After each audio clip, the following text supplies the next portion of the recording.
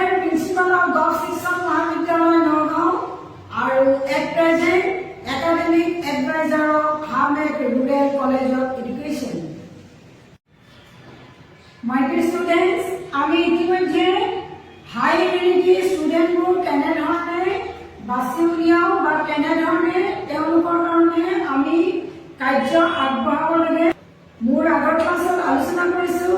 আৰু আজি আমি আলোচনা কৰিম আনসাকসেসফুল ষ্টুডেণ্টৰ কথা, অৰ্থাৎ অসফল যিবোৰ ছাত্ৰ ছাত্ৰী, সেই অসফল ছাত্ৰ ছাত্ৰী বুলি কওঁতে সাধাৰণতে আমি জানো যে কোনবোৰ ছাত্ৰ ছাত্ৰীক অসফল অৰ্থাৎ আনসাকসেসফুল ষ্টুডেণ্ট বুলি কোৱা যায়, যাৰ IQ যথেষ্ট কম হয় বা যাৰ চিন্তাধাৰা কম, যি হাই এবিলিটি ষ্টুডেণ্টৰ দৰে সমানে খোজ দিব নোৱাৰে, সমানে আগবাঢ়িব নোৱাৰে, সমানে তেওঁলোকৰ কল্পনা শক্তিৰ বিকাশ নহয়, সেই ধৰণৰ ছাত্ৰ ছাত্ৰীবিলাককে সাধাৰণতে আমি আনসাকসেসফুল ষ্টুডেণ্ট অৰ্থাৎ অসফল ছাত্ৰ ছাত্ৰী বুলি কওঁ। অৰ্থাৎ তেওঁলোকে সাধাৰণতে পৰীক্ষাত কৃতকাৰ্যতা হোৱা দেখা নাযায় বা সফলতা অৰ্জন কৰিব নোৱাৰে।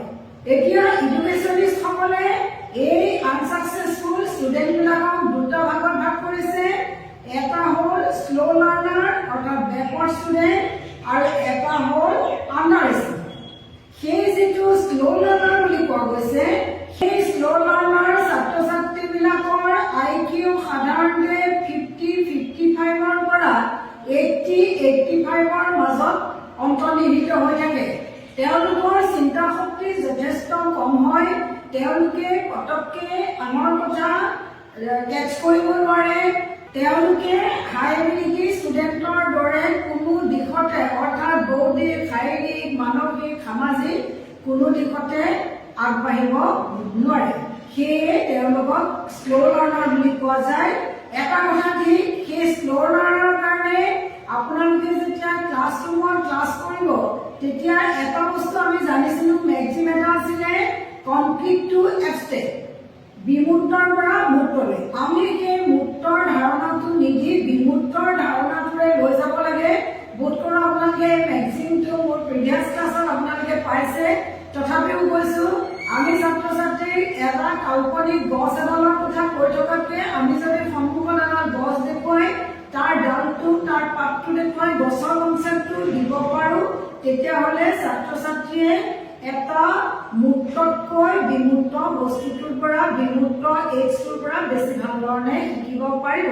আৰু বিশেষকৈ এই যিবোৰ আনসাকসেসফুল ষ্টুডেণ্ট, স্লো লাৰ্ণাৰ, তেওঁলোকৰ কাৰণে কোনোদিনেই আমি চিন্তা কৰিব নালাগে যাতে আমি এবষ্ট্ৰেক্ট ধাৰণাবিলাক দিব লাগে। আমি সদায় তেওঁলোকক কনক্ৰিটৰ যিবিলাক আইডিয়া, সেই কনক্ৰিটৰ যিবিলাক এক্সাম্পল, সেইবিলাকৰ জৰিয়তে তেওঁলোকক যদি শিক্ষাদান কৰোঁ তেতিয়াহ'লে তেওঁলোক কিছু হ'লেও আগবাঢ়ি যাব। Clear student? এইবাৰ আহিছোঁ লোৱাৰ এচিভমেণ্ট। লোৱাৰ এচিভমেণ্ট ষ্টুডেণ্টবিলাকৰ আচলতে নলেজ যে একেবাৰে নাথাকে তেনেকুৱা নহয়, তেওঁলোকৰ নলেজ থাকে, কিন্তু নলেজ হিচাপে তেওঁলোকে এচিভমেণ্ট নাপায়।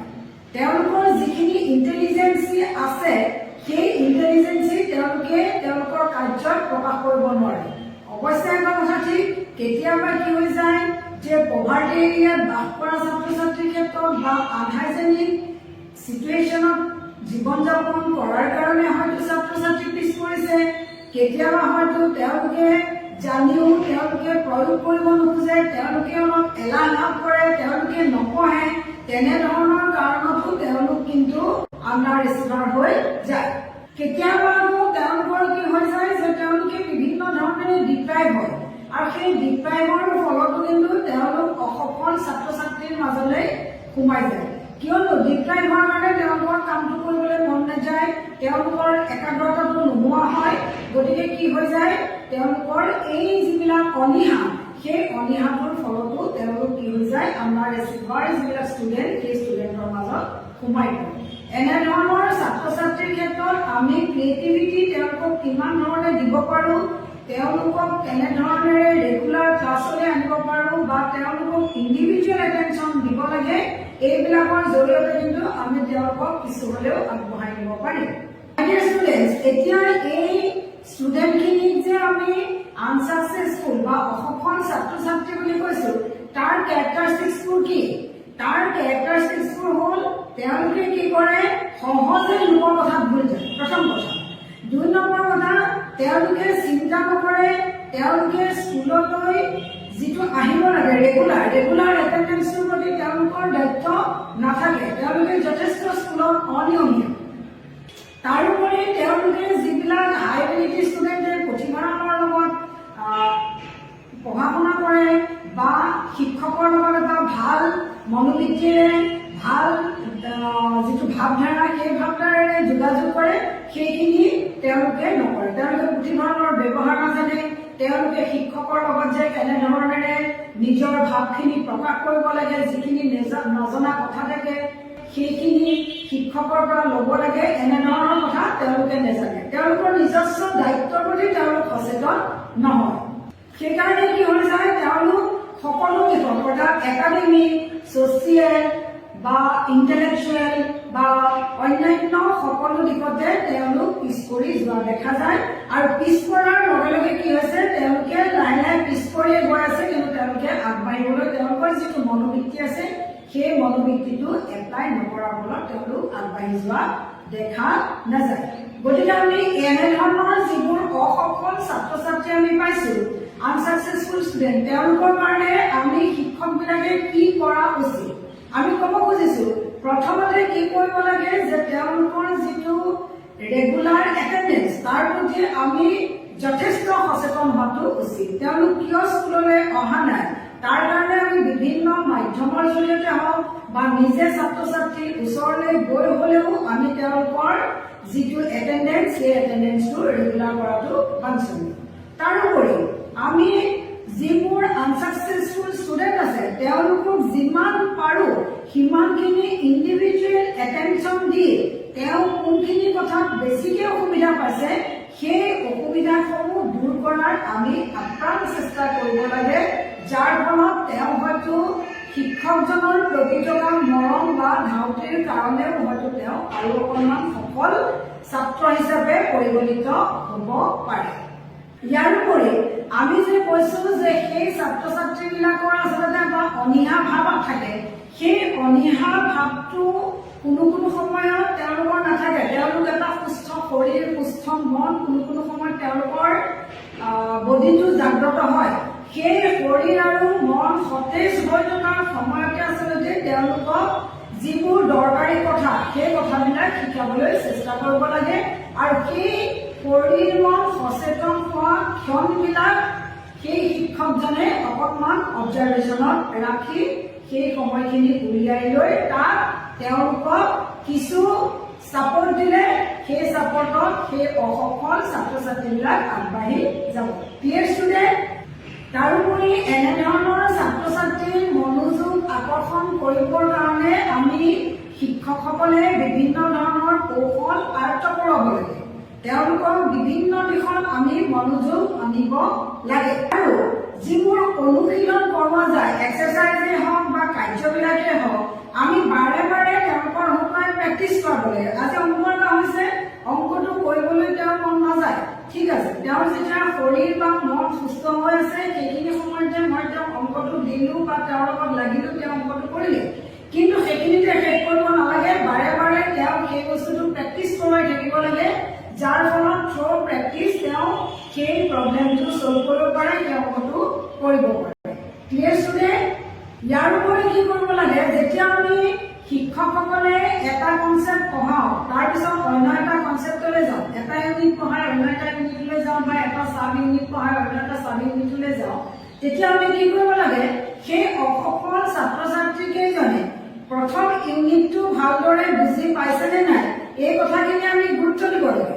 কিন্তু গুৰুত্ব নিদিয়াকে যদি তেওঁলোকে নজনাকে আমি আকৌ দ্বিতীয় ইউনিটটোলৈ গুচি যাওঁ, তেতিয়া কি হ'ব, তেওঁলোকে এই ইউনিটটোত কেঁচা হৈ থাকিব আৰু এই ইউনিটটোৰ লগত যিহেতু পিছৰ ইউনিটটো কোৰিলেট হৈ থাকে, গতিকে এইটোৱে যিহেতু নাজানে তেতিয়া তেওঁলোকে কি হৈ যায়, পিছৰ ইউনিটটো কোনো ধৰণে বুজিব নোৱাৰে বা যিহেতু তেওঁলোকৰ চিন্তা শক্তি কম থাকে, তেওঁলোকৰ বোধ শক্তি কম হয়, সেয়ে তেওঁলোকে আগৰ ইউনিটটো নুবুজাৰ পৰিণতিত পিছৰ ইউনিটটো তেওঁলোকে ভালদৰে নুবুজে আৰু এনেধৰণে নুবুজি তেওঁলোক অসফল ছাত্ৰ ছাত্ৰী হৈ পৰিগণিত হয়।